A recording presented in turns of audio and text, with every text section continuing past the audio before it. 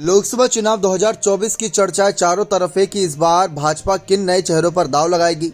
लेकिन आपने उत्तर प्रदेश की 51 सीटों पर बीजेपी के कैंडिडेट पहले ही देख ले। वहां पर ऐसा कोई चौंकाने वाला नाम नहीं है जिसको देखकर ऐसा लगे कि हाँ, सपा का खेल बिगाड़ दिया हो।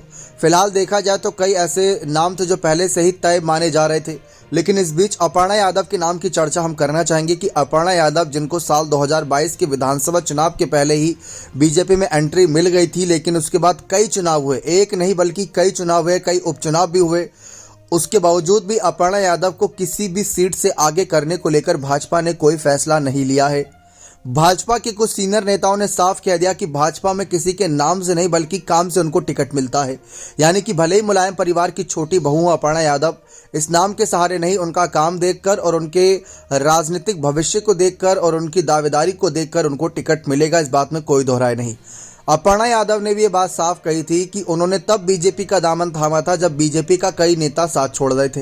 लेकिन राजनीतिक विश्लेषक कहते हैं कि अपर्णा का बीजेपी के पास जाना एक मजबूरी थी, क्योंकि अखिलेश से दुश्मनी जो कर बैठी थी राजनीतिक रूप से। तो ऐसे में अपर्णा गई तो बीजेपी में, लेकिन अब तक जिम्मेदारी नहीं मिली।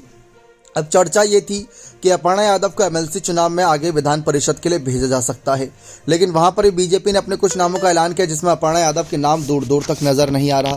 अब लोकसभा चुनाव की कुछ सीटों से चर्चा थी कि अपर्णा यादव को वहां से उतारा जा सकता है, जिसमें एक लखनऊ सीट को लेकर चर्चा थी, लेकिन लखनऊ से राजनाथ सिंह को उतार दिया गया। उस बीच चर्चा थी कि आजमगढ़ से या तो प्रत्याशी बनाया जा सकता है निरहुआ की जगह पर अपर्णा को टिकट देकर, लेकिन वहां पर भी निरहुआ को उतार दिया गया। कन्नौज से सुब्रत पाठक को उतार दिया गया। अब बचती है बदायूं, संभल और साथ ही साथ मैनपुरी, कुछ ऐसे सीट जहां पर सपा की मजबूत पकड़ है, लेकिन वहां पर अगर कैंडिडेट आगे किए जाते हैं तो अपर्णा यादव के नाम की चर्चा थी। बदायूं से चर्चा थी कि अगर संघमित्रा मौर्य का नाम हटता है, जो कि स्वामी प्रसाद मौर्य की बेटी हैं, तो अपर्णा यादव को उतारा जाता। या फिर मैनपुरी सीट, जहां पर अब तक भाजपा नहीं जीत पाई है पिछले कुछ चुनावों से, पिछले काफ़ी चुनावों से कहे तो बेहतर रहेगा, तो अपर्णा यादव हो सकता है कि वहां पर एक तुरुप का इक्का साबित हो। लेकिन अपर्णा यादव को बीजेपी आजमा क्यों नहीं रही, ये भी एक अपने आप में सवाल बनता है। और अपर्णा यादव क्या बीजेपी के साथ ऐसे ही बनी रहेंगी अगर उनको कोई जिम्मेदारी नहीं मिली? इस पर भी यहाँ पर अब विश्लेषक सवाल खड़े करने लगे हैं, क्योंकि एक दो बार टिकट न मिलने से नाराजगी की वजह से नेता लोग पाला बदल देते हैं। ये राजनीति में आपने भी देखा होगा।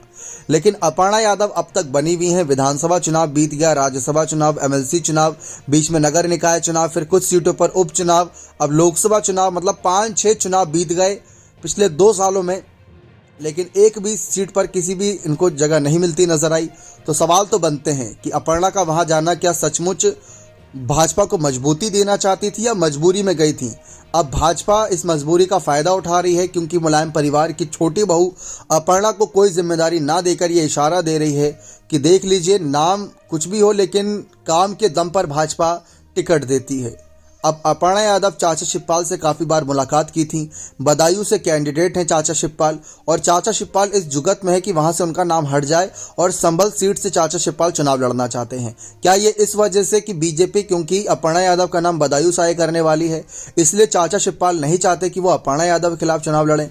अब माहौल क्या बनना है ये तो आने वाला वक्त ही बताएगा। बने रहे चैनल के साथ। बहुत बहुत धन्यवाद।